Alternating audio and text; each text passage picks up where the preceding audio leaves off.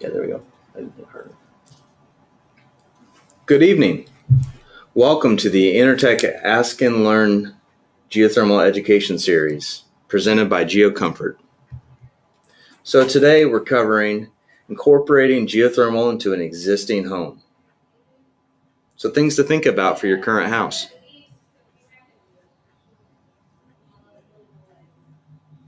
I'm Kyle Smith, along with Ed Davis. We'll be your presenters today. We're going to share it back and forth here, and hopefully together we're going to be able to come up with a good presentation this evening.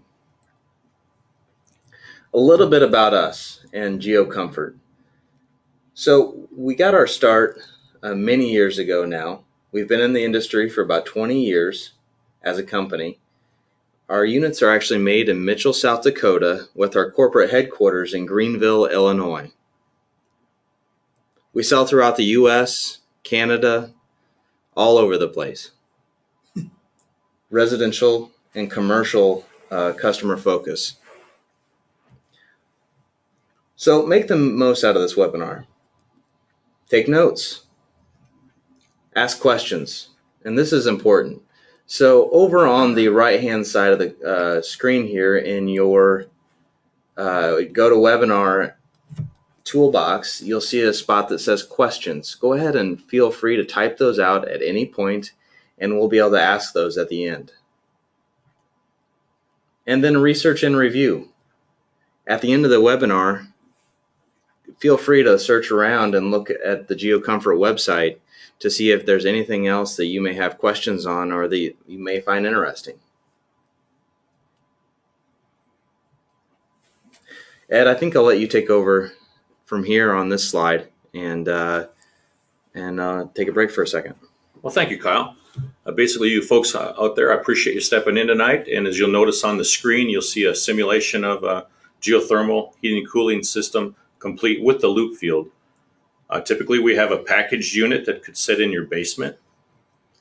You'll have a flow center, or also called a pump, that delivers the fluid back and forth from the earth through the unit. That's called a closed loop system. We'll have a fan, we'll have a compressor, things that are the same that you would find in most home air conditioning units, along with associated ductwork, so nothing new there. Next slide, please. This is an interesting tidbit as well. Over 40% of the residential geo units installed presently are in existing homes. So that leaves a whole wide gamut for a lot of the folks out there that want to do something to improve the quality in their home, but also lower that utility bill. There's many ways it can be accomplished. And there's many different systems that can be accomplished as well as into your home, whether it's a split unit, whether it's a package unit, whether it's a water-to-water, hydronics, you name it. If you want to do geothermal, it can be accomplished in most every home. A number of factors will affect the cost and performance of installing the geothermal system. Size of the living area. This is very crucial. When you want to know how large of a unit to put into your home, you'll want to have a qualified heating and cooling contractor come out and perform a manual J calculation, a load calculation program that will tell you exactly the size and airflow delivery through the ductwork that is necessary. So those guys also look at other parts of the house as well, don't they? I mean, your garage or the basement, if it's unfinished, there's lots of different factors that the heating and cooling contractors take a look at. Absolutely. And a unit that was put in 20 years ago probably just had a quick load calc done, if any. But a lot of improvements have been made to the envelope of the home over the years, whether it be new windows, better insulation. Maybe you finished off the basement and insulated those walls, for instance. The ductwork is also a key component. A lot of times you'll find out that the ductwork that was put in back in the 50s or 60s or even the 70s is not adequate today, as it is not large enough to handle the airflow of the geothermal unit. So they can make some adaptations to your current ductwork to be able to make it more efficient. They may have to, Kyle, a good point. At some points where they can't get into the home, maybe it's a short basement, maybe the ductwork is finished in a conditioned space. There's another possibility of going with a split system geothermal unit, possibly dual fuel. So there's a lot of applications there where a package unit will not work by itself. Yeah, we can get into those here shortly. Another thing to look at is definitely the electrical capacity. If we're taking, for instance, a gas furnace out and putting in a full package unit geothermal system, we're going to be utilizing more electricity potentially, but there's no gas that'll be used. So therefore, we have to make sure that we have enough ampacity to collectively run the compressor or any electric resistance heat that might augment the geothermal unit. And Kyle, to your point earlier, the insulation and weatherization, very, very key. The better and tighter we can keep the envelope, obviously, the smaller the unit, the less runtime, less operating costs, and less install costs. Available space for ground loops. Again, that has changed so much, and I believe that's what's opened up the residential area as far as retrofits, is be able to get a small drill rig, potentially a directional boring, where they could run completely underground and come right up into your home in the basement or where have you, without disrupting any concrete, rose bushes, patios, anything like that. So today is probably the best day for geothermal as opposed to years past where the technology hasn't been there to get the loop field in. So we'll show you a little bit more in a couple slides that'll follow here. Kyle, you want to give that a whirl? Yeah, absolutely. So here are some ground loop options. There's a pond loop that can be done. A pond loop doesn't have to just be in a pond. It can be in a lake. It could be in a river. It could be in a stream if there's enough water flow. But they're very efficient, and they're a nice, inexpensive way to get geothermal installed if you have a body of water close to you. So if you have something close, may as well utilize it. So then a horizontal loop. Horizontal loops are more than just horizontal loops. There's so many different ways and different angles you can do with horizontal loop systems. You can do one similar to this picture, where we kind of call that a racetrack pit. Then you can also do a bucket trench with a small mini X. You can do it with a directional bore, as Ed talked about earlier. You can do it with a chain trencher, as we used to do in the past, and we don't see a ton of those anymore. But there's many different ways to get the horizontal loop in the ground. A horizontal loop, though, I will say, generally takes a little bit of acreage, a couple acres or so, but we can put that pretty much anywhere. We see them put underneath cornfields or anything else all the time. Yep. And then Kyle, when you go to your vertical loops, again, those can be put into a real tight configuration area. In row homes in St. Louis, for instance, in the area where I live, we can put these right down the driveway. Typically, a 10 by 10 area will handle most homes in the 16 to 1800 square foot range. Yeah, you don't need hardly any space for those vertical loops. They can punch holes in anywhere. And Kyle, let's touch on the pipe a little bit.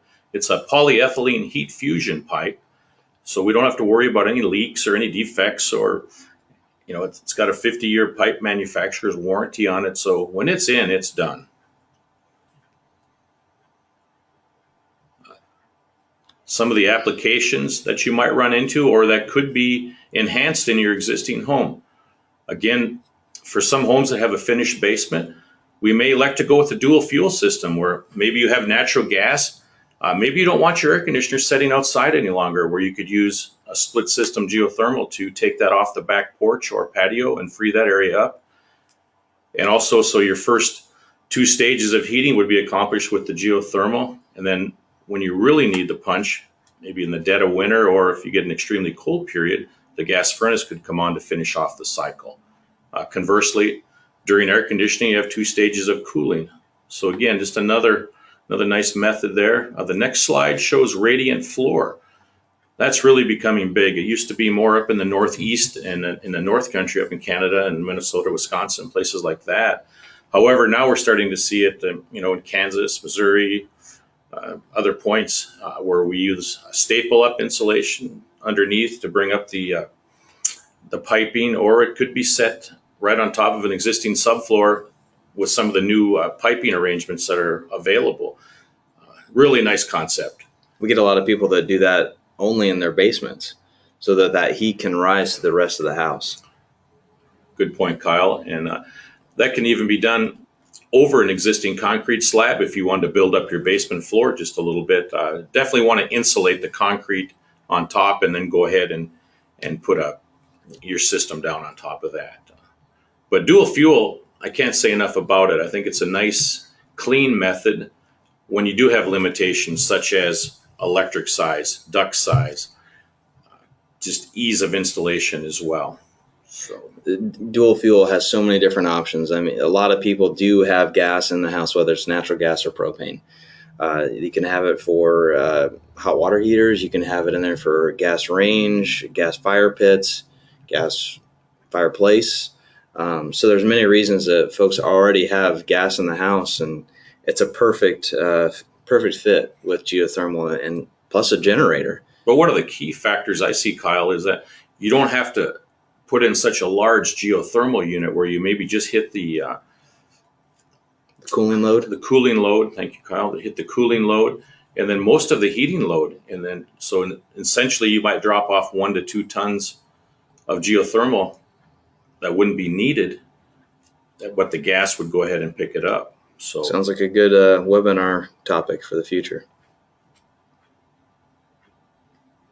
All right. Well, thanks for joining us today. Please feel free to go ahead and take a few seconds and ask us some questions. We'd love to be able to answer. Then, in the meantime and in the future, please feel free to visit our GeoComfort our GeoComfort website to use our savings tool and to find a dealer in your area. If you'd like to talk one-on-one with Ed, myself, or anyone else at Intertech and GeoComfort, please give us a call at 618-664-9010 or Ask and Learn at intertechgeo.com. We're also doing a recording of this webinar. You can watch that at our YouTube channel, which you can see there on the screen. And then join us for upcoming webinars, as we will be doing these frequently and in the future. So we have a couple questions here, Ed. Oh, good. I'm gonna read those to you, and I'm gonna let you answer. That sounds great, Kyle. Thank you. All right. So the question is, I don't have ductwork in my home. Okay. Can geothermal work in my house? Well, we have to take a quick look. Of course, you'd want to bring a licensed contractor out to take a look at it to see if, in fact, maybe he can get ductwork in the home. But if he can't, we have some other products where maybe we would need to go to a water-to-water arrangement where we possibly use what we call a multi-aqua unit, which are ductless units that can also do chilled water or hot water running through them to give you your cooling or your heating. Works very well. That way we don't have anything sitting outside, right? I mean, everything still sits all inside. In the basement or the garage, and then we just have ductless coils that can hang on underneath a window or above a door or something like that. Much like an old traditional radiator, Kyle. If you look in the old days, it would be a similar set where it would sit underneath a window or something to that effect. But yeah, good question. Yes, very good question. Actually, we're going to have to do that in the upstairs in my house now. All right, so here's the second question, the last question, actually. I have 3 old air source heat pumps in my house now. Would geothermal work, do you think? Well, absolutely it would work. And again, which way do we go? I guess we need to assess the situation and see, do in fact we want to take the old heat pumps, get them off the porch and have everything internal? Or do we want to go back with an outdoor split or possibly an indoor split?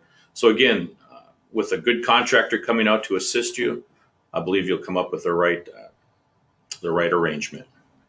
Good point. Okay. Well, thank you for joining us today. And please check the GeoComfort website for upcoming webinars. And if you have any suggestions, please let us know.